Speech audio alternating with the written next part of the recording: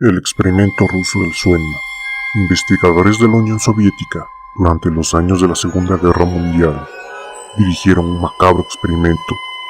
Ellos querían poner a prueba un poderoso químico descubierto que permite reforzar la resistencia al sueño y, de ser efectivo, lo terminarían utilizando en sus tropas.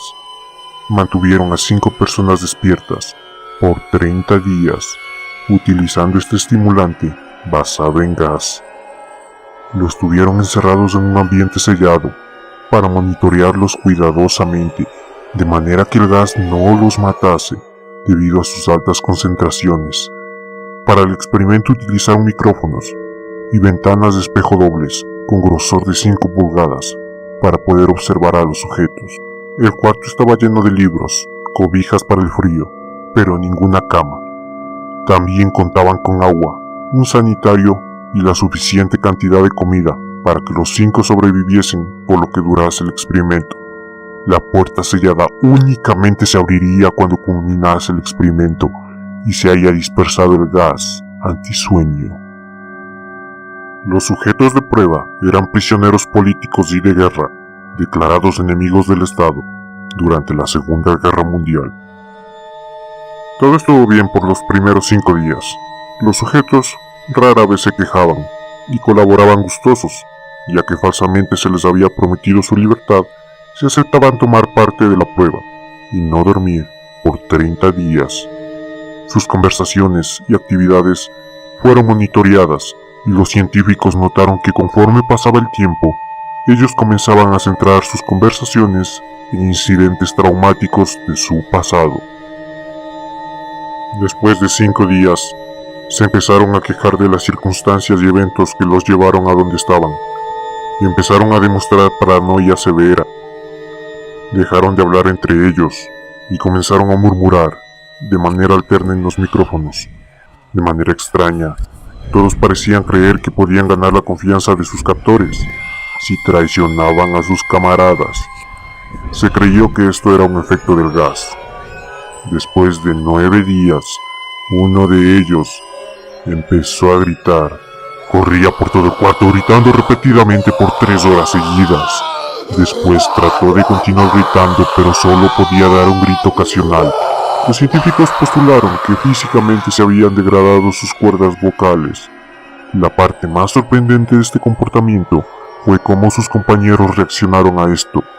O mejor dicho, cómo no reaccionaron.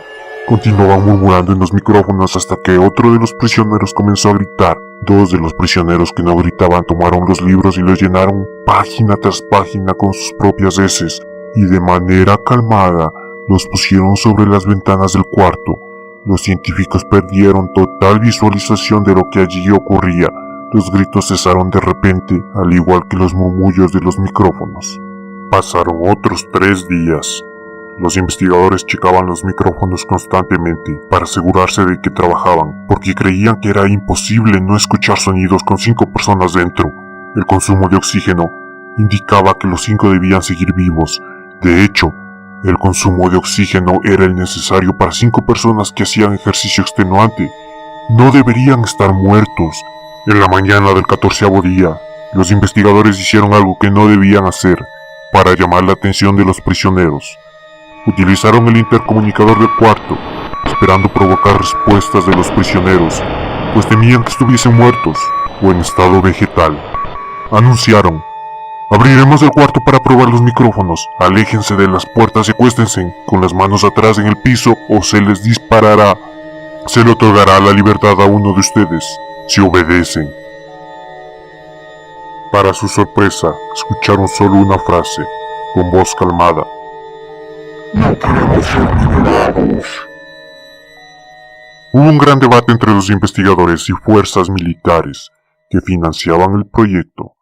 Sin poder provocar más respuestas, utilizando el intercomunicador, finalmente se autorizó abrir el cuarto a la medianoche del día número 20.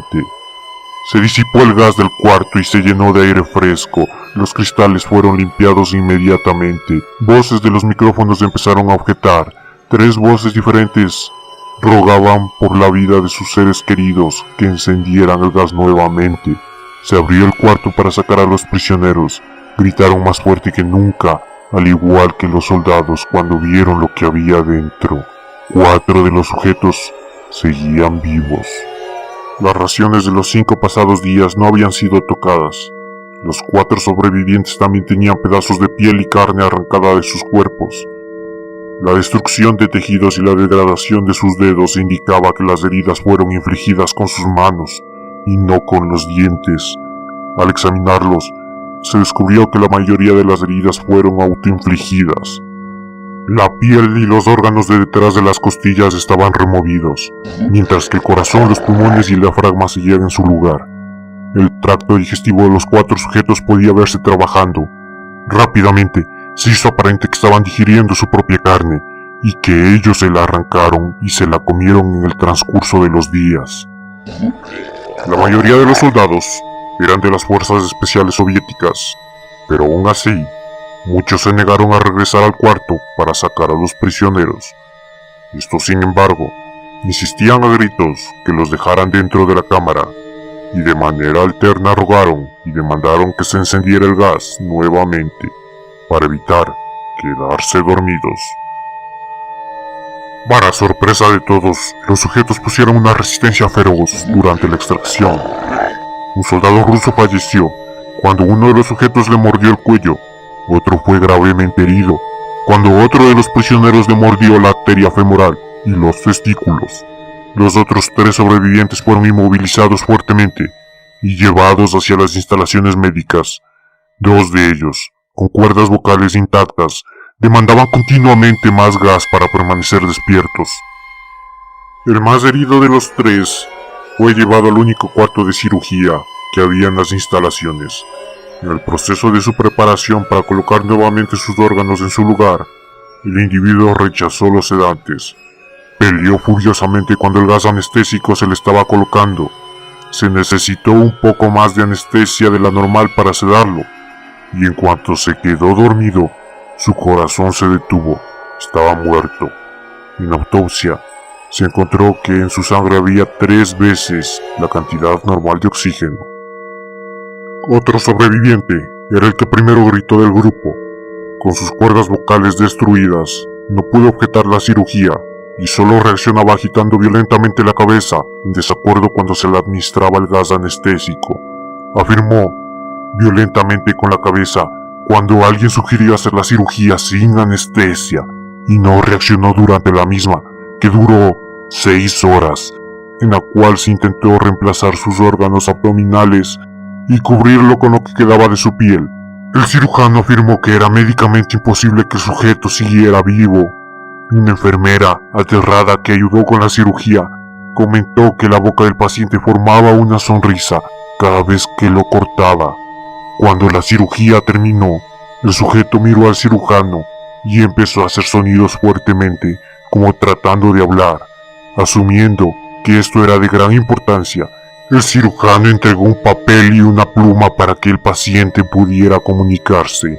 Escribió: "Sigue cortándome". Por alguna razón, los individuos no querían ser dormidos, ni siquiera mediante sedantes ni anestesia. Mostraban una extraña excitación al dolor, y por ello ejercían constantemente actos violentos y sangrientos, como autoinfligirse daño. Posterior, se le hizo la misma cirugía sin anestesia a los otros 2 sujetos. Se les tuvo que inyectar un paralizante, pues ellos reían constantemente mientras se les cortaba, y les era imposible realizar la operación a los cirujanos. Una vez paralizados, solo podían interactuar con sus ojos.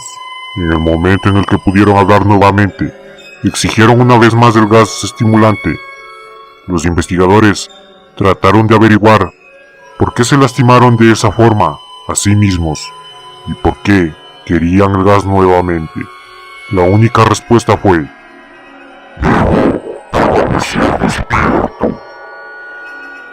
se reforzó a los 3 sujetos con cadenas y los devolvieron al cuarto para espera de su destino. Los investigadores, enfrentando la furia de sus benefactores militares por haber fallado en las metas del proyecto, consideraron dar eutanasia a los prisioneros. El comandante, un miembro de la KGB, vio potencial en el proyecto y en su lugar decidió que se les haga unos análisis rápidamente y luego se los retorne a la cámara de gas para ver qué pasaría si ponían nuevamente el gas.